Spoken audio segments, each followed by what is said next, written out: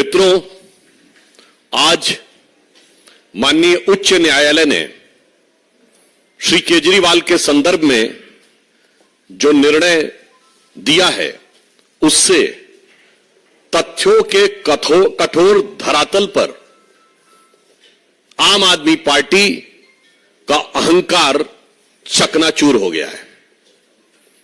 स्वघोषित कट्टर ईमानदार का किरदार धारदार तथ्यों के साथ पूरी तरह तार तार हो गया है। यह सामान्य बात नहीं है। देखिए, जिस प्रकार से उन्होंने जमानत के लिए नहीं, यह बात हम ऐसे नहीं कह रहे हैं, उन्होंने तो सीधे सीधे अपनी अभिरक्षा को ही, यानी अपनी हिरासत को ही चुनौती दी थी। अहंकार यह था कि मुझे छूट नहीं चाहिए, मुझे दूसरे को गलत साबित करना, इसलिए मैंने कहा कि वह अहंकार चूर चूर हो गया है। क्योंकि माननीय न्यायालय ने जो अभी मीडिया में प्राप्त सूचना उसके अनुसार यह बिंदु स्पष्ट कहा है, court clarifies that the petition is for deciding the arrest is illegal. क्योंकि उन्होंने तो सीधे यह कहा था कि अरेस्ट ही इलीगल है, यानी वो जमानत मांग ही नहीं रहे थे और इतनी बड़े अहंकार के साथ वो आगे बढ़ने का प्रयास कर रहे थे। दूसरा विषय बहुत स्पष्ट मैं आपके सामने उद्धृत करना चाहता हूं। Material collected by the ED reveals that the Kejriwal conspired was involved in formulation of excise policy.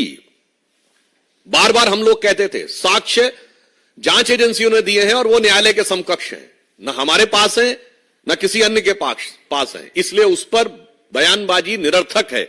स्पष्ट रूप से कोर्ट कह रहा है कि जो साक्ष्य दिए गए उससे प्रतीत होता है कि वह नीति बनाने में बाकायदा कंस्पायर्ड द एक्साइज पॉलिसी, और फिर लिखा हुआ है was involve in the formulation of the excise policy and use the proceed of crime, यानी वो नीति निर्धारण में मुख्य कर्ता धर्ता थे और उससे प्राप्त चीज को अवांछित आपराधिक चीजों में प्रयोग किया गया।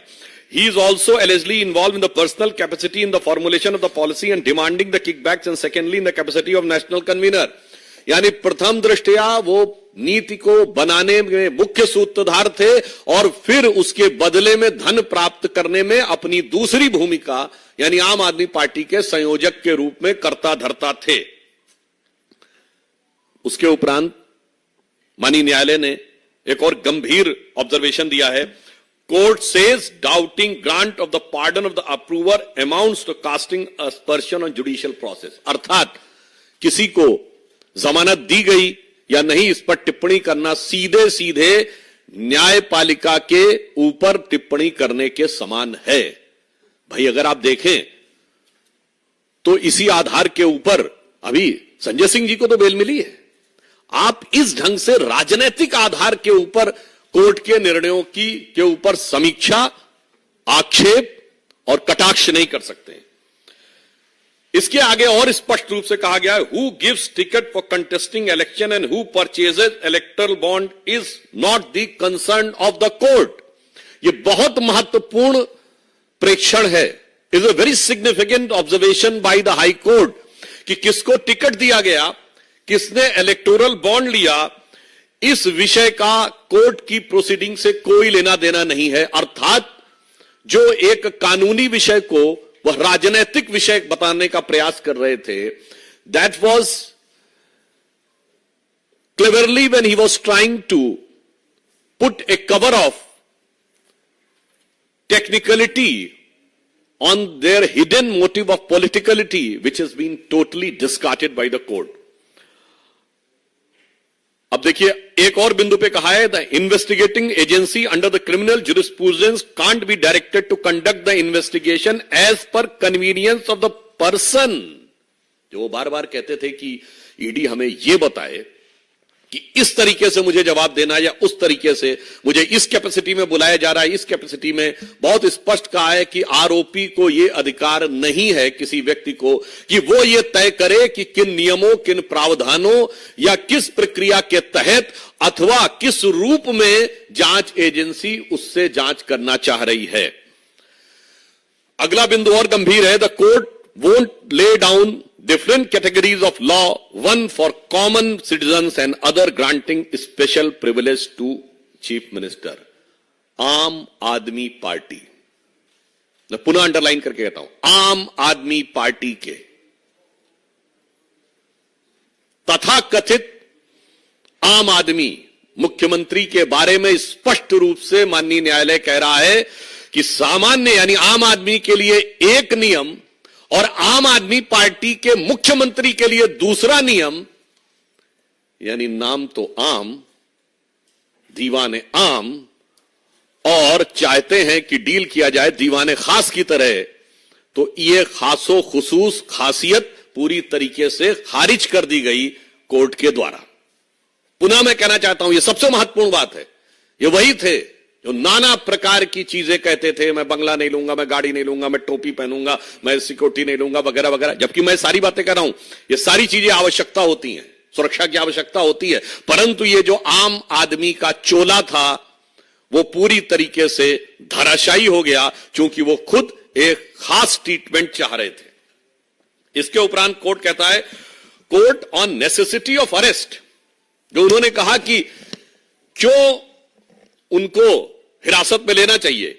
ED was in process of enough material which has led to arrest of Kejriwal, non joining of investigation by Kejriwal, delay caused by him was also impacted those in the judicial custody। अर्थात उनका बार बार ईडी के सम्मन को दरकिनार करना, जवाब देने से मना करना, यह गलत था और पर्याप्त मटेरियल उपलब्ध था उनसे पूछताछ और जांच करने के लिए।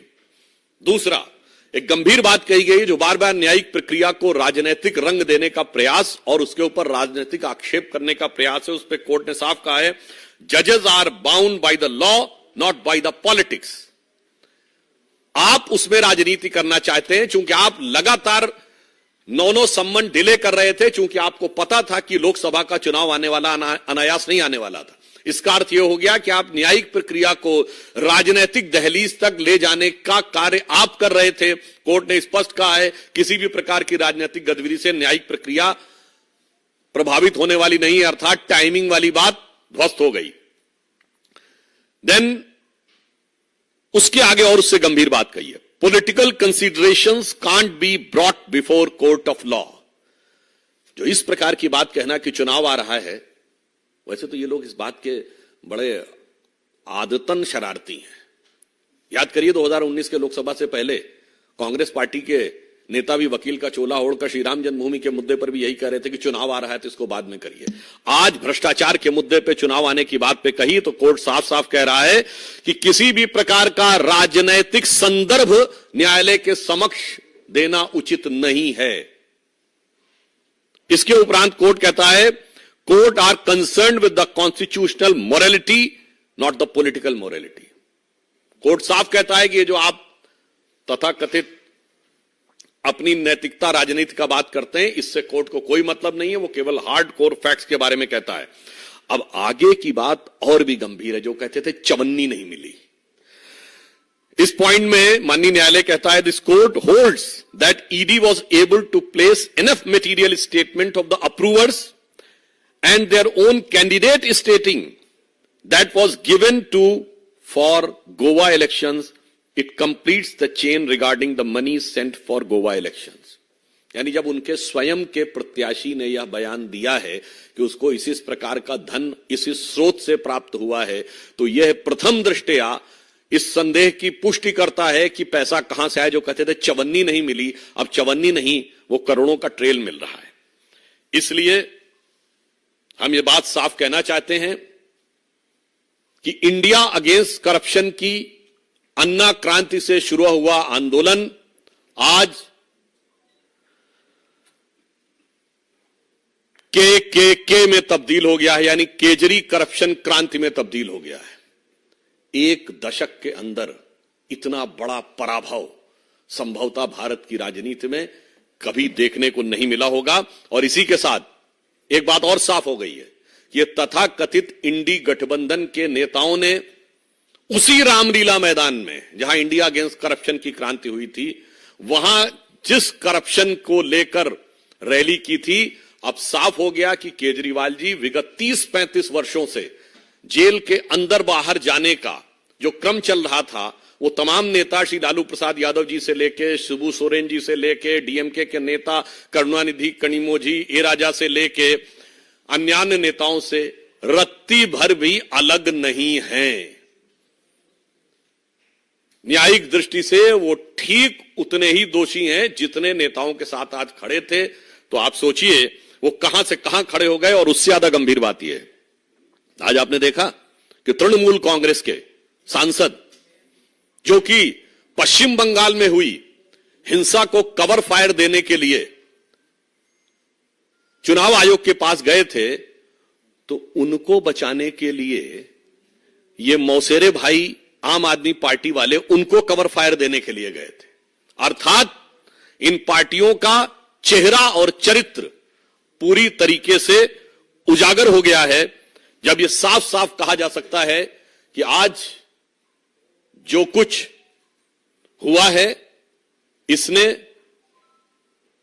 भारत की राजनीति में जन सामान्य के लिए और भारत के प्रबुद्ध नागरिकों के लिए एक प्रश्न छोड़ा है कि कई बार ये नई राजनीति के प्रयोग का छलावरण लेकर जो लोग आते हैं उनकी अंदरूनी हकीकत क्या होती है, यह पूरी तरीके से आज साफ साफ सबके सामने आ गया है। अब स्पष्ट रूप से इस विषय को लेकर इसके दोनों उत्तर देता हूं, नैतिक और संवैधानिक। मेरे विचार से सवाल आज उनसे पूछा जाना चाहिए कि हाई कोर्ट के इस निर्णय के बाद भी कोई ये कहेगा कि जब फला फला क्लॉज के तहत एलजी पूछेंगे तब हम इस्तीफा देंगे। ये वो जो कहते थे आरोप लगते इस्तीफा दो, आज कहते हैं हाई कोर्ट से निर्णय के बाद भी इस्तीफा न दो। अब संवैधानिक उत्तर देता हूं। आपको पता है कि दिल्ली की विधानसभा इस देश की एक ऐसी विधानसभा है जो सतत सत्र में रहती है, यानी साइन डाई होता ही नहीं है, जबकि वो मिलती साल में एक ही बार है बजट पास करने के लिए। क्यों?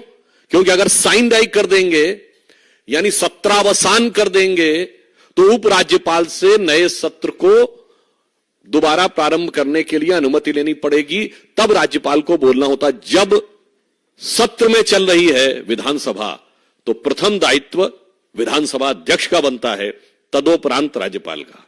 तो उनसे पूछिए, जैसे पार्लियामेंट सेशन में होती ना तो आप क्या कहते हैं कि भाई ऑर्डिनेंस नहीं आएगा because parliament in the session, तो the Delhi assembly is in perpetual session.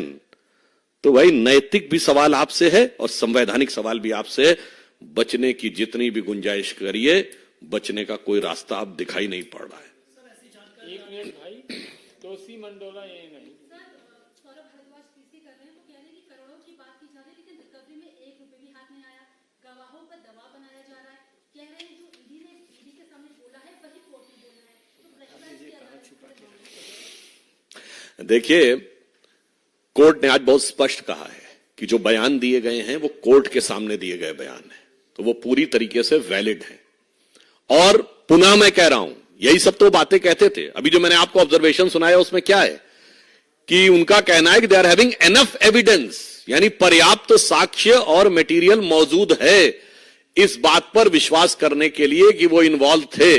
और कहां रखा है उस पर तो मैं कहना चाहूंगा यही तो पता लगाना है। क्योंकि मैं ऑन द मतलब एक दूसरे ढंग से कहूं, टीवी पर आकर यह कहा गया था ना कि केजरीवाल जी जेल में चले गए, उनका शरीर जेल में है पर आत्मा आप लोगों के साथ है। मुझे लगता है हो सकता है वो आत्मा तो उस पैसे की रक्षा तो नहीं कर रही है आसपास कहीं, जिसकी वजह से उस तक पहुंचना थोड़ा मुश्किल नजर आ रहा है। मोहित भट्ट टाइम से Sudhanshu sir, the focus of Aam Aadmi Party's reply to your PC and what has happened in court is about that how witnesses were being harassed. Though court has made strong observations on that, they are again saying that witnesses were forced to change their statement just to frame Arvind Kejriwal, and they are again attacking BJP. I think with a clear-cut indication in verbatim I have read in front of you in which the court has categorically said two things. Number one, the statements were in front of the magistrate, so it was in front of the court. Number two, they were having enough evidence and they are having enough references to prove that Kejriwal ji was, you can say, pivotal in making the policy and getting the kickback. So I think, again, जिसे कहते हैं मतलब इसको मैं जब तक निर्णय ना आ जाए तो मैं शब्दशः न लिया जाए, पर एक कहावत होती है, चोर चोरी से जाए, हेरा फेरी से न जाए। तो मुझे लगता है कि आम आदमी पार्टी को अब कम से कम इस निर्णय के बाद इस प्रकार के अनर्गल बयान देने से बाज आना चाहिए। हाईकोर्ट के निर्णय से आम आदमी पार्टी सहमत नहीं है और ऐसी जानकारी मिल रही है कि वो इस निर्णय को सुप्रीम कोर्ट में चुनौती देने के लिए जा रहे हैं। और एक सवाल साथ में लगता हुआ पूछना चाहता हूं कि इस वर्डिक्ट आने से पहले ही सौरभ भारद्वाज ने कहा था कि हमें हाई कोर्ट से बहुत ज्यादा उम्मीद नहीं है, तो ऐसा उनका पूर्वानुमान इस पर क्या है? देखिए, इसीलिए कोर्ट ने बहुत साफ कहा है कि न्यायालय पर राजनीतिक टिप्पणियां मत करिए। और आपने सहमत की बात कही, इतनी बड़ी लानत मिलने के बाद आपको लगता है कि सहमत होने की जहमत वो उठा सकते थे? तो जो कुछ हो रहा है ये इनएविटेबल था, ये अवश्यंभावी था। परंतु आज मैं कहता हूं, अगर वही कोर्ट संजय सिंह को बेल देता है तो लोकतंत्र की विजय है, और वही कोर्ट केजरीवाल जी को दोषी मानता है तो लोकतंत्र समाप्त है। वही कोर्ट यदि इलेक्टोरल बॉन्ड पे वो निर्णय देता जो उनके अनुकूल लगता है तो लोकतंत्र की विजय है। वही कोर्ट अगर चंडीगढ़ पे वो निर्णय देता है जो उनको अच्छा लगता है तो लोकतंत्र की विजय है। वही कोर्ट राहुल गांधी की सदस्यता बहाल करता है तो लोकतंत्र की विजय है। और वही कोर्ट आपको दोषी सिद्ध करता है तो ये कहते हैं कि हमारा अनुमान ऐसा था। वैसे उनके अनुमानों पे क्या क्या कहा जाए वो तो खैर अनुमान उनके 13 साल से सुनते आने, परंतु मुझे लगता है ये राजनीतिक क्षेत्र में नैतिक निर्लज्जता की पराकाष्ठा है। This is nothing but the height of hypocrisy in politics if this type of statement and such a selective comment on the various judgement of the court. Himanshu Republic.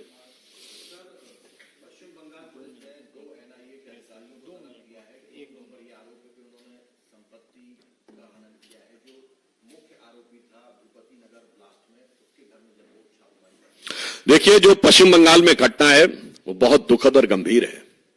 Diamond harbour क्षेत्र में जिस प्रकार से हिंसा हुई है और जिस विषय का आपने उल्लेख किया है, बहुत गंभीर बात यह है कि उतने बड़े ब्लास्ट के आरोपियों में को जब गिरफ्तार करने के लिए एनआईए की टीम जाती है तो पहले ईडी पे हमला हो चुका होता है और अब एनआईए पे हमला होता है। यह संविधान बचाने के लिए है कि संविधान नष्ट करने के लिए है? उसके बाद मुख्यमंत्री किस प्रकार का बयान देती हैं कि साहब वो आधी रात में आए थे बगैर पुलिस को बताए हुए, जबकि मिदनापुर पुलिस के एसपी ने साफ कहा कि वो सवेरे आए थे, पुलिस को बता कर गए थे। दूसरा पॉइंट वो कहती है महिलाओं के साथ दुर्व्यवहार हुआ, जबकि वहां पर वीडियो फुटेज अवेलेबल है कि उसके साथ महिला पुलिस थी।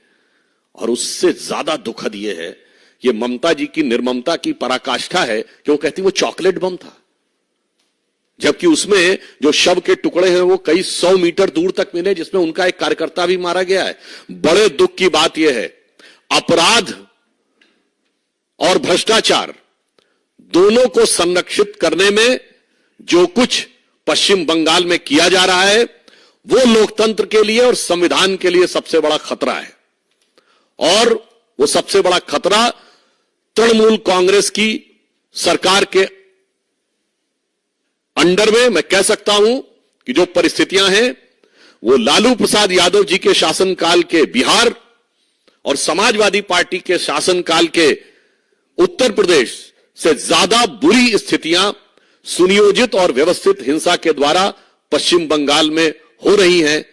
उससे दुखद बात यह है कि जिस प्रकार से मुख्यमंत्री उनका बचाव कर रही हैं कि शाहजहां शेख का तो बचाव होता है और वहां तक तो ठीक था, अब बम धमाके वालों का भी बचाव हो रहा है। मुझे लगता है बंगाल के साथ, बंगाल की जनता के साथ, बंगाल की जनता के दर्द के साथ इससे ज्यादा दर्दनाक अन्याय नहीं हो सकता।